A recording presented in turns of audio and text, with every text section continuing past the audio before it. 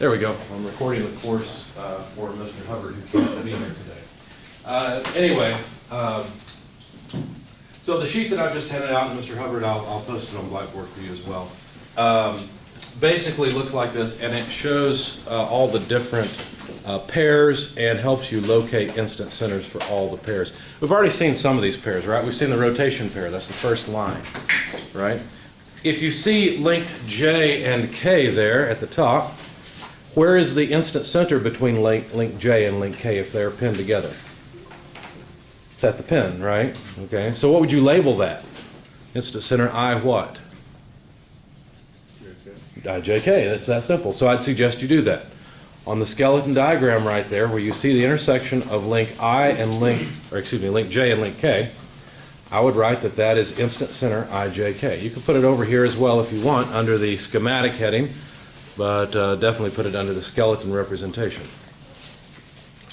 Okay, so anytime you see a revolute or pin joint, or pair, you know that you have an instant center.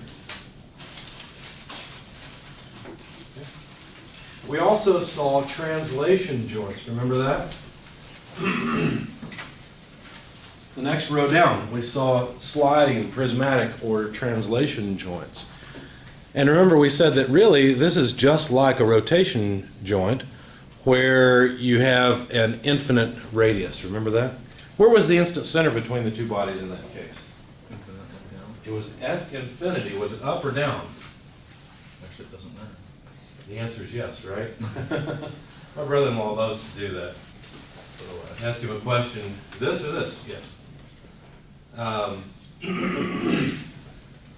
Anyway, so I would suggest that on that line where you see the pair, like something like this, that you make a note for yourself. IJK is literally at infinity. You can look at this and say, well, that seems so theoretical, who cares? Well, it matters because it helps us study the motion of a mechanism. Okay? And essentially, all we really need to know is what's the direction of this line, because we're going to end up drawing a lot of lines parallel to it. Okay?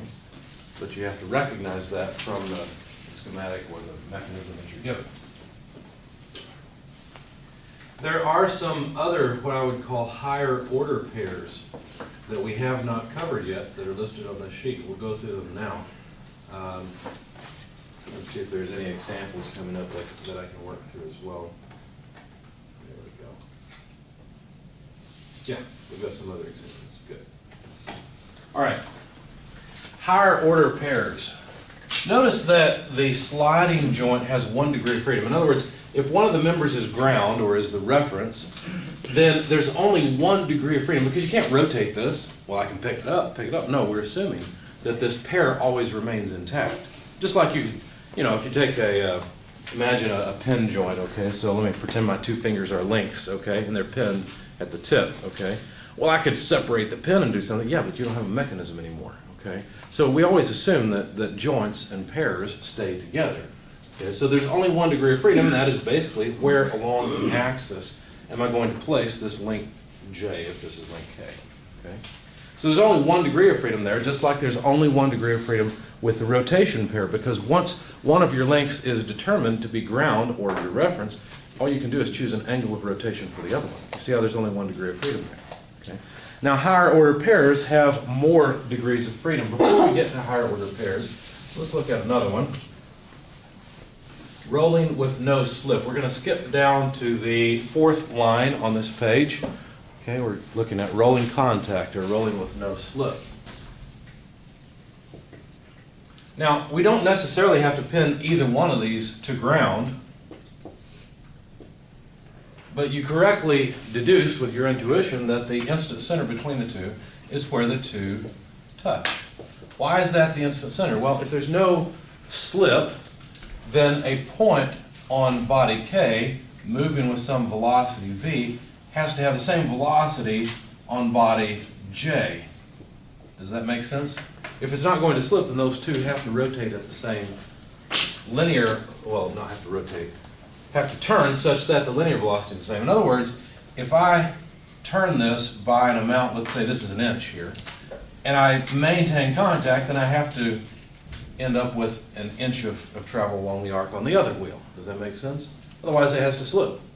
Now this is a great model for things like gears, obviously, right? Gears have teeth to make sure that, well, I mean, I guess gears can slip if you want to break the teeth off, but again, we're trying to not, break the joint or the pair of them. Full contact, they slip. They're not in full contact. Well, yeah, we'll study that once we get to machine elements. But anyway, the arc length on the two is the same. What that means is if these two rotate without slip, then the amount of time required to cover these distances will be the same. Therefore, the velocities, the tangential velocities are the same. Does that make sense? So IJK, I would suggest you add this to your sheet. IJK is at the contact point. Okay. You could also make it a little more general by saying, well, not a little more general, but a little more specific by saying what happens when J goes to an infinite radius. In that case, body K is over here, body J is like this. Now the contact point is, or the instant center is still right here, right? Because that's the point where there's no slip. Both wheels have to have the same velocity. I don't see a wheel, I see a flat plane. Well, this is a wheel with an infinite radius. Okay, same thing. So what is the velocity of this point? Well, it's 0 if we take this body to be ground, right? And so on a wheel rolling on ground, a velocity, there is definitely a point on that wheel where the velocity is 0 at all times. Right? Now, so that point moves around on the periphery of the tire or whatever you're thinking of, the wheel. But there's a point at any time that has 0 velocity. Okay. Anyway, so these are all of the lower order pairs: rolling contact without slip, rotation, and translation. How about if you have a pin and slot type of joint? Where is the instant center between two bodies? Let me just make a skeleton representation. Okay. Where is the instant center between two bodies? I mean, there must be one somewhere, right? There's always an instant center between two bodies, even if the two aren't connected to each other. You can always find an instant center. Okay. Well, where is the instant center? Well, this mechanism, or this pair, is really a combination of other pairs, because you can rotate K. Let's imagine keeping J as our reference or as ground, okay? So you can rotate K, and you can also translate K. So there's 2 degrees of freedom. There's a translation degree of freedom and a rotation degree of freedom, right? Now, what if we were to make it not move back and forth? What if we kept it in the slot and only rotated it? Well, then we'd have a pin joint, right? What if we didn't allow rotation, we only allowed translation? Well, then we would have a prismatic joint, right? Now let's think about that a little bit more. I need a different color. If we only allow rotation, okay, so we're not going to allow translation right now. If we only allow rotation, where is the instant center between body J and K? In the center right here, right? So IJK would be right there in the case of rotation only. What if we don't allow any rotation? What if we allow some translation but no rotation? Then where is the instant center? It's at infinity, right? So IJK is at infinity. Notice that the general case of rotation and translation allowed means that the instant center is somewhere on this line, right? It's basically an addition of either here or here, somewhere in between. It's like interpolating, if you want to think about it that way. Okay? So here's what you need to add to your skeleton diagram for the pin and slot. Let me redraw it so it'll look pretty.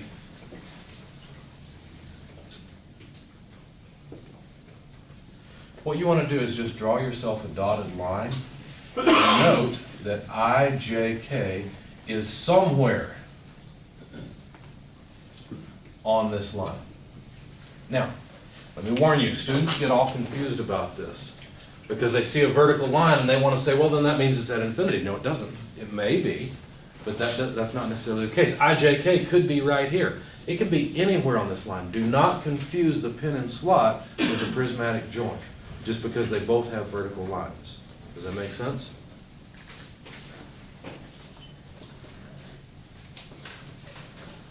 Okay, so IJK is somewhere on that line. Well, what good does that do us? Well, this is a lot of good. You'll see later, because this is, remember, we had the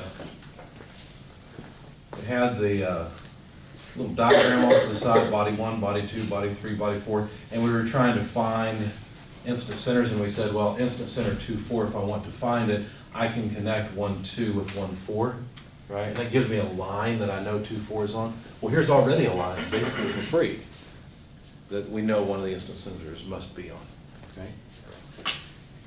All right, the final example is actually the same thing as a pin and slot. Because if I were to simply, let's see, if I were to simply do this.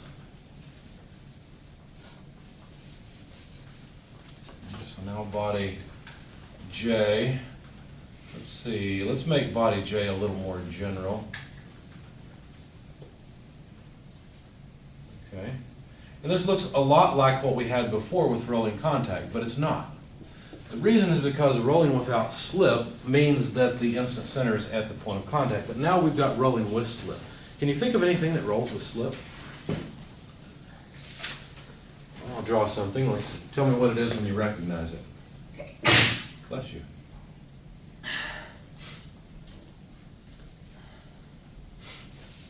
Anyone know what this is? It's a cam, isn't it? Right? The cam rolls, doesn't it? And it slips on it, you know what? That's not right, is it? Okay, let's try it the other way. No wonder you didn't recognize it at first. Something more like that. Let's put the valve at the right end, shall we? I haven't had my cup of coffee at this point. I don't drink coffee. I guess that means I get to stay asleep all day. Sounds like a good deal. All right, so the rolling with slip occurs here. Well, where's the instant center between the cam and the valve? Where is it? Well, it turns out we've already got it drawn here. Okay, IJK is somewhere on that line for the same reason that it is for the pin and slot. Because think about it. If these were rotating without slip, then there would be an instant center right here, right? But if one was still and the other one was just completely rotating, the instant center would end up being here. Now, if it was purely just translating, then the instant center would be at infinity, okay? So pure slip versus pure rotation versus rotation with rolling contact suggests that the instant center between the two bodies is somewhere on the line. Now be careful. That line that I've drawn here is a very special line. You need a tangent line, and you need the IJK line to be perpendicular. Does that make sense? So what you should do on the sheet, where you see the cam slot, the tangent line is already there because one of the members is flat, right? But your, let me draw it more like it looks on the sheet, so you can see what I want you to add. Okay, on the sheet it looks something like this. There's body K and body J. Understand, body J is not a mistake in the computer when he made this. It's supposed to be a cam, right, that is not perfectly round. What you need to do is note that you need the tangent line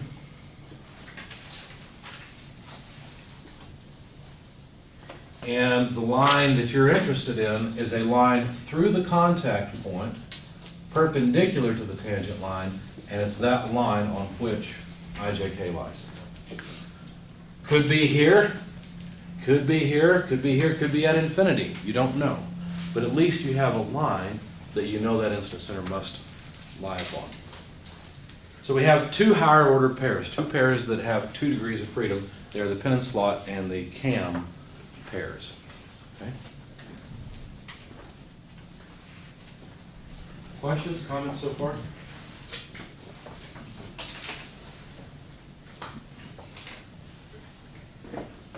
All right, let's see what we can do with some of this stuff. Because the concept of an instant center is actually very powerful and very useful. In fact, I'll show you in SolidWorks at some point how to locate instant centers. All right, let's go to chapter 15, and the first example I want to take, or the second, is example 7.